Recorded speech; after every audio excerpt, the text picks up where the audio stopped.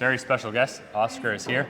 He's the first I've seen as a professional ballet dancer, also doing our ATG for Coaches program. So he's learning ATG to help others. I have no idea what he's about to cover. I am a demo with him. The floor is yours, brother. Cool. Help us out. It's a pleasure being here in Clearwater at the HQ with ATG. So I think we're just going to start on the sled and then let's go from there.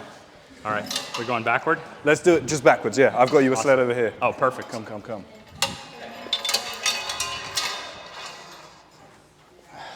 All right. So he's speaking from the heart to others doing ballet. How might ATG relate to ballet? Pretty much. So my most recent sled journey is sort of... We're good. We're good. was post-surgery, so I had ACL done, and Wow. This was the first thing I did out of the hospital. Not even out of the hospital. I was there in the hospital corridors, crutches either side, wheeling myself up. So that's how it all begins, as you say. Begins with a sled from the ground up. So talk to me about sleds. Well, I mean, I'm not an expert on ballet, but most sports, and it seems like ballet, more than most, rely on that strength through the toes. Precisely. So the foundation of our lifting system is not lifting weight, but actually pushing through those toes into the ground. So the resistance is the friction of the sled, and then we're actually using the strength of our toes, our knees. So it is, even though I don't know anything about ballet, it may still be relevant that this could be the foundation of a strength system for ballet. Absolutely. This is the foundation of the strength system. And the things that we talk about, how the knee over the toe, well, our first step in ballet puts the knee over the toe. Wow. Our first step in ballet is a demi-plie, Wow. which then goes into grand plie. Wow. I mean, this is knees over toes, more than you can imagine. That's the first step that we do in ballet. So very far knees over toes. Exactly. So it is imperative that we train in this manner. So this is how I start every day, pretty much, getting that blood flow to the knee, as you say, building from the ground up, digging the toes in and propelling myself back. And this is how I begin every day at work. Wow. Just before I begin class, just to get blood flow moving up and down the body. And really I love that. Getting those knees involved. Yeah, and so context for someone, like if they already have systems they like, I currently train 2 days a week. Now, if I can do more than that, great. But I start here and I do a full body flow from the ground up 2 days a week. It's Exactly. like, that's not that someone couldn't go more, but that's like my long-term plan for my body. And that's exactly how it starts for me. Every training session, ground up. And then I'll push into this. Nice. I'll really get things moving. Nice. Getting the blood flow deeper into the knees, forcing that knee over the toe even further, because there's nothing but benefits that come from this. And as we know, the better, more efficient we get going backwards, Oh yeah. the better we are forwards. So I'll rock this for anywhere between 5 and 10 minutes. I'll play around with pushing and pulling the sled. Amazing. And that's my introduction to pretty much every workout. Amazing. What do you do next? Okay, now we're going to hit some tibs. The tibialis was nothing that I'd ever really discovered So you could go around there. in ballet. It's not something that is necessarily spoken about, but its imperative nature is mind-blowing to me. Let's see it. Because our most extreme positions Yeah. in ballet could start from the calf. So today I'm going to do a bit of a session on the standing leg. Standing leg is imperative in Supposed to ballet. be like the foundation. Exactly, because when you have a strong standing leg, you can work off it in any direction. You can work front, you can work side, whatever it may be. But the stronger this is into the floor, Interesting. the more leverage we have out of it. Wow. So everything comes from this standing leg. And I'd say there's probably I'll like, do this so they can see it. yeah, there's probably like 2 sports in which this standing leg is really leveraged. Yeah. I'd say fighting sports, where they're able to plant the foot into the floor and yeah. kick from it. The same goes for in ballet. When we go to kick, this one has to be straight into the floor to give us leverage up. So here we're training this front of the shin. And this is just brilliant. Great for blood flow. When we're jumping, we're always jumping from the toes. This is the bit that's activated. But also... You get a bit of a stretch Exactly. here. This is what I was going to come to next. Yeah, this is stretching stretch here. that we see here is something that needs to be explored. Because forever in ballet, we are pushing this way, but we do nothing to undo all the work that we do during the day. So having this stretch and really like pointing these toes down and then lifting from the toes all the way up is undoing everything that we're doing during the day. Beautiful. I love to do this in socks, because then I can get that extra toe movement. Let's see your toes in the socks. Hey, buddy. So not only has this helped me protect my knees when I'm dancing and all of these different things, Oh, you washed your but hands? it's actually improved my facility. And facility is something that we talk about in ballet all of the time. TP, use the towel. So here, That's cool to see I your can toes. point down super hard, so I'm getting that foot stretcher-like effect, but I'm loading it as well through the tibialis. Huge, game changer.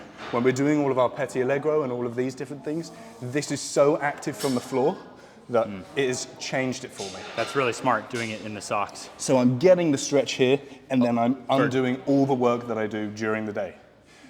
This doubles as another benefit. When we're talking, so in this workout, we're now going to go on to FHL calf raise. So if Ben was to demonstrate what he would do on an FHL calf raise, he's likely to start here, Maybe a normal calf raise here. or with a slant. Am I right? Yep. You might use the Yeah, slant.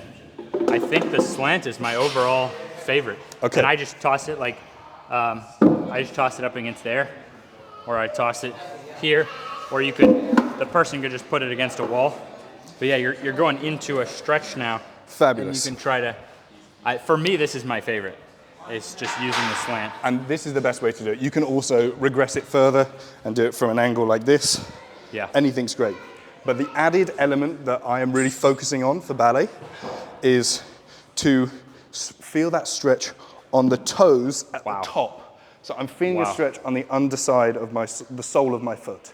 Wow. Okay, this is now great because incredible. we've just worked the tibialis there. So as we go up into a demi-point position here, the tibialis is holding me from going further forward than I need to, preventing me rolling an ankle.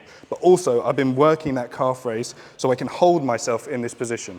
So when it comes to calf raises, I'm pretty much always doing them in this manner. And I'm pushing into the floor, squeezing at the top, because this is the position that we spend the majority of our time in. So we're lowering, lowering, lowering, lowering, lowering, pushing into the floor. So while stretching my toes as well on the underside of my foot, I'm also strengthening it. Then this scales again. So you can grab weight. It's more challenging than it looks too. Maybe not, someone in ballet is probably way ahead of the norm, but if you're out there and you're just starting this, go nice and slow. You can even start just stretching the calves. The average person is so tight through the toes and the calves. So if you're not in ballet, I would start just feeling the stretch against the board and like pushing into it, and then gradually turn the stretch into a raise as he is. I think that's precisely. Sweet. And really concentrating at the top of the movement that the calf is contracted and pushed. I'm thinking of digging into the floor, because as I said, the stronger that I am here in this position through the entirety of the leg, which we're going to go on to speak about, the better I'm going to be. The more confident I am going to be, it's great. Well, so now I see why you felt like you had a good base system here for ballet. It makes a lot of sense. It's as if ATG was birthed for ballet itself. I love that. It's probably more relevant for ballet than it is for basketball. But I use it for basketball because it's still just having more flexibility and ability there. It allows me to play my sport better. And because we're strengthening, like I'm not just stretching, everything we do is strengthening. So a lot of us then find we can dunk a basketball even if we've gone our whole lives being like pathetic jumpers, because the body is getting lighter to lift in the air. And Ben, can you talk to me about how a muscular dominant athlete compared to a tendon dominant athlete? Yeah, I mean, probably the biggest misconception in strength training is that strength training, you can only train the muscles. So like our main leg exercise is something like, now if the lower leg is very flexible, you would be here, but someone could even start here. But if we looked at the difference, here we can get a lot of like load on the muscle.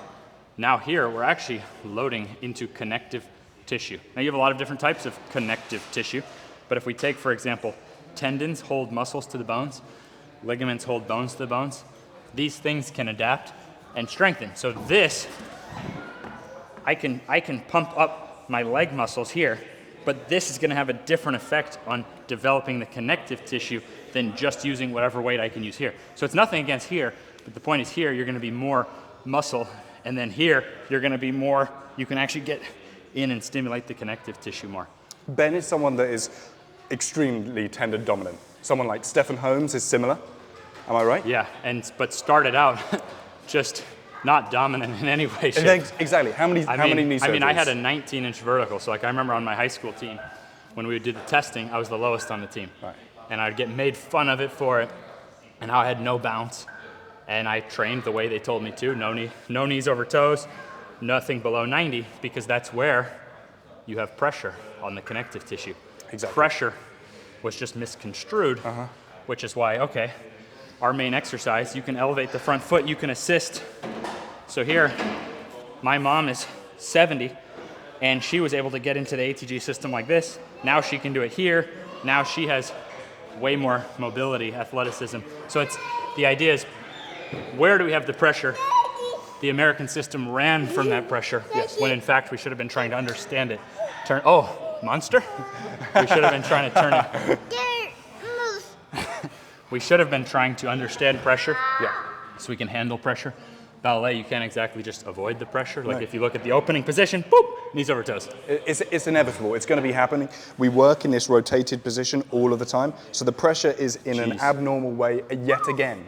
Well, and when you jump, the knee, like there's so much load on the knee. When you land. And when we're jumping, the knee goes here, again, over the toe, but the force is front. So this is another element that we have to You want to show your jump? Let's see, maybe he'll show some connective tissue. Let's see this. He was doing it for about an hour earlier. I didn't tell him to. Can you do it? Can you do it? Whoa! Huge. So if you saw it from a side angle, I mean the pressure. You want Daddy do it? Yeah? I don't want to land on him. The pressure was hard, knees over toes, below 90. So something like that would have hurt my knee back when I only trained here. I didn't work through pain to improve my ability in those positions. So that's the trick. If you're working through pain, it's not really our system. Our system is find the level that doesn't hurt, but build the muscle and the connective tissue. So now, I mean, childlike mobility doesn't just mean being in a squat. Childlike mobility is like that and popping up and being fine. You saw him do it. This is tendon dominance, would you say? Yeah, I'm training. Absolutely. I'm training the muscles and the tendons. The moment you say, don't go there, don't go here, you're now saying, keep it more on the muscle, less on the connective tissue. So in ballet, we are almost selected at a child. Oh, wow. To the point where it's like, they're looking at your body, your facility, all the things that you can do. And my point is regardless of what you have, what your baseline is, you can build from that. I did not always have these qualities that I'm showing you now. These demi-points, all of these different things, these are qualities I did not have and now do have. Ben is the same. He has turned his weaknesses into strength, and I'm here to tell you guys pretty much exactly how to do it. So now we're going to talk about the front of the knee.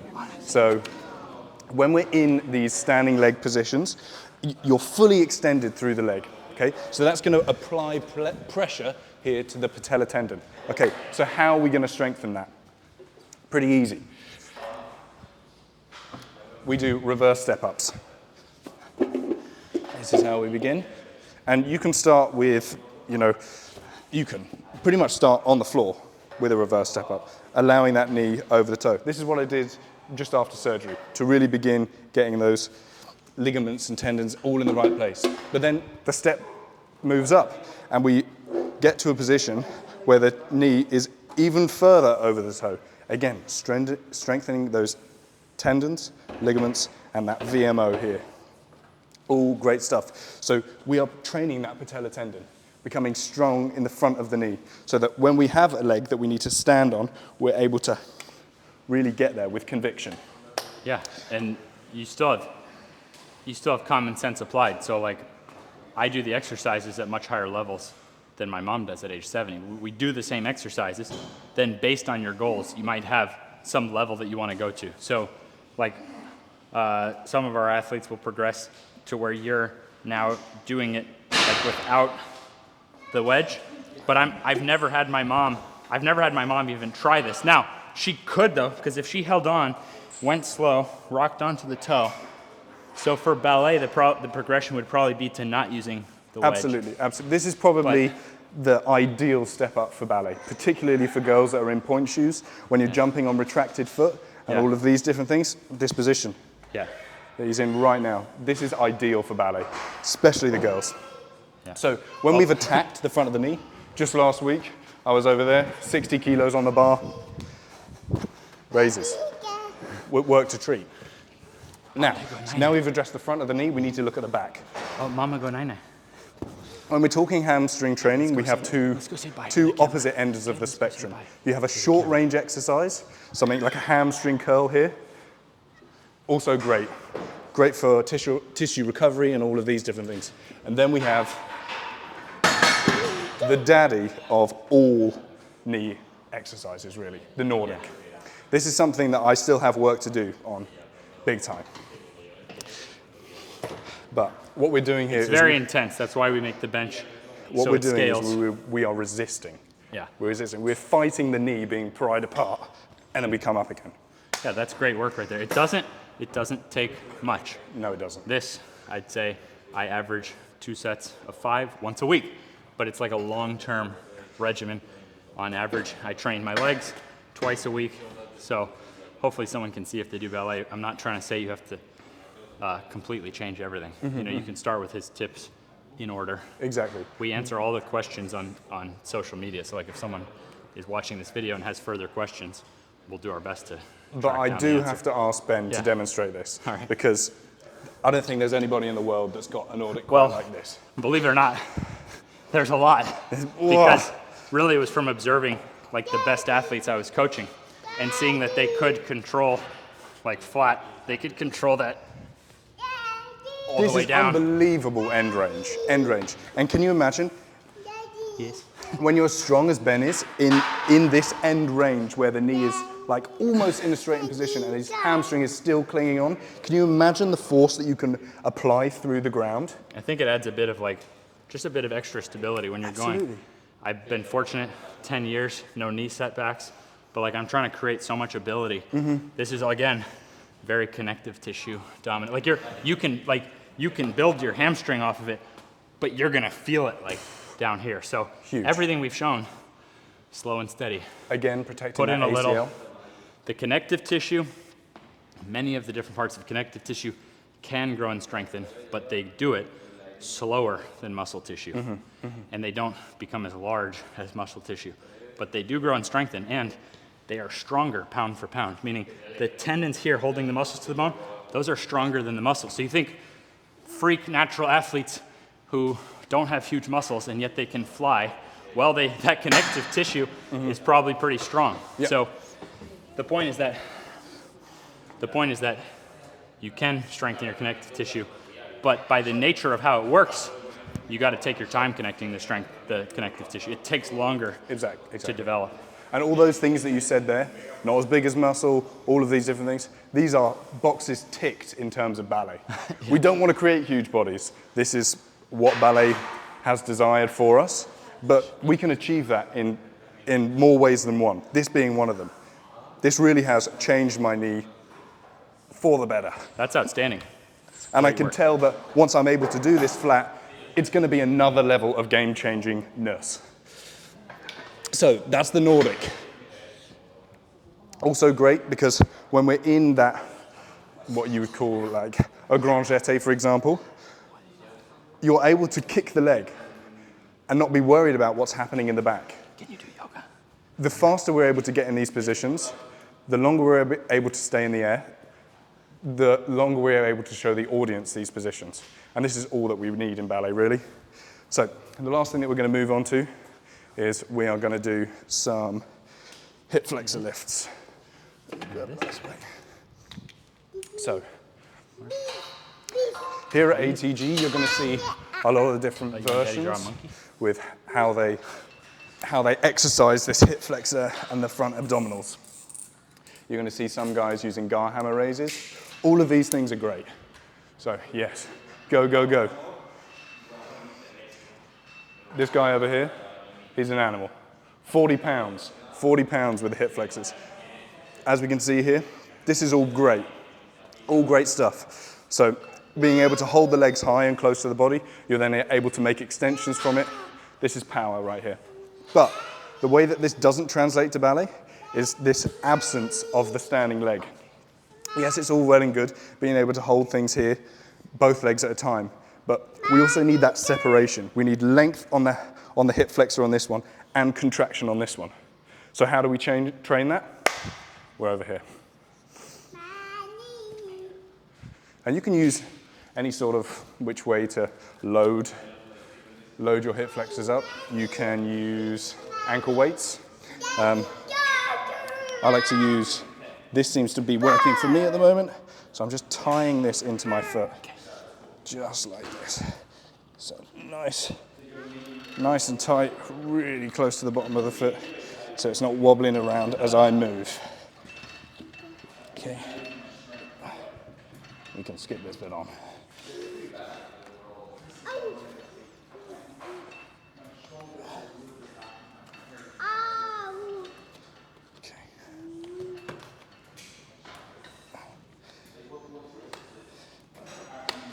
Excellent.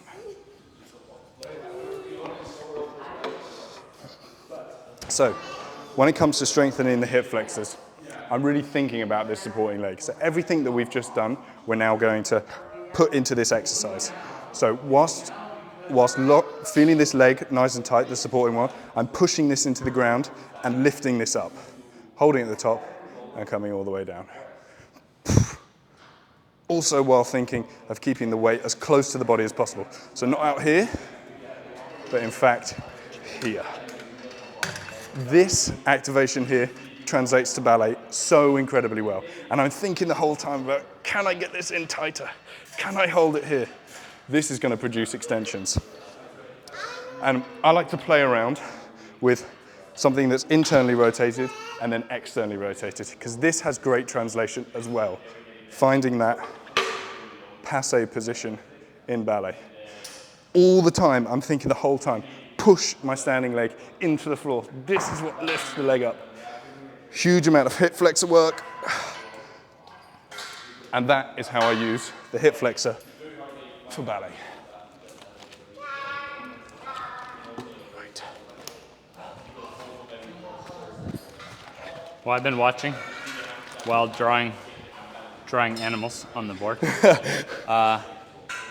So that is sort of the muscle building, the strength training element of this workout for the standing leg.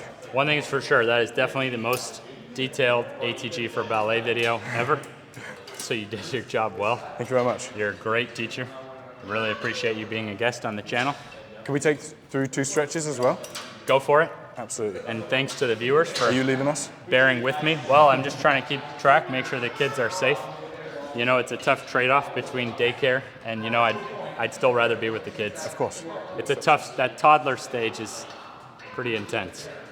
So I'm fresh out of mine. He will finish out the video with a couple stretches for you. Thank you very much. I really appreciate thank that. you. So there's 2 stretches that we're going to do to just sort of like compensate for all the things that we've just done. And we're going to come over here. So that intense work of contracting that front of the leg, really pulling up the knee. We're going to undo all of that with these couch stretches. Now, this really has worked a treat for me in ballet, just because everything is, when we're holding the legs, doing all of these different things, working adage, whatever it may be, it's hugely quad heavy, madly quad heavy, and particularly in the hip flexors and all of these different things. So undoing this here is a savior. It's going to take pressure off the knees, pressure off the back, or it really does work a treat. I like to play around with coming here. Generally, I feel it more into the hip in this area, and then when I push back, I feel it closer to the knee. Finding this position is such relief after a good workout or a long day in the studio. Really pushing back. Generally, I do this both sides, probably for about 2 rounds as well, depending on how much work I've done. Really finally release into that hip, into the psoas as well. We're constantly picking up our legs in ballet, so having this is really Really, really nice. And also having this thick padding, beautiful. So, last thing that we're going to do is a bit of split training just to finish off the day. I really like to elevate the back foot. I think this is a great way of doing it, something that's really padded and really cushioned. For those of you that are not fully in your split yet, anything that's going to elevate your hands from the floor, that can be weight plates, that can be benches, it can be parallettes, it could really be anything. Books, if you need. And you might need to use this for, just to help you out here. What I like to do is lower myself in and make sure both legs are really, really stretched, engaging the back leg, keeping this as an active stretch. So if you can't get all the way down, holding here is absolutely fine.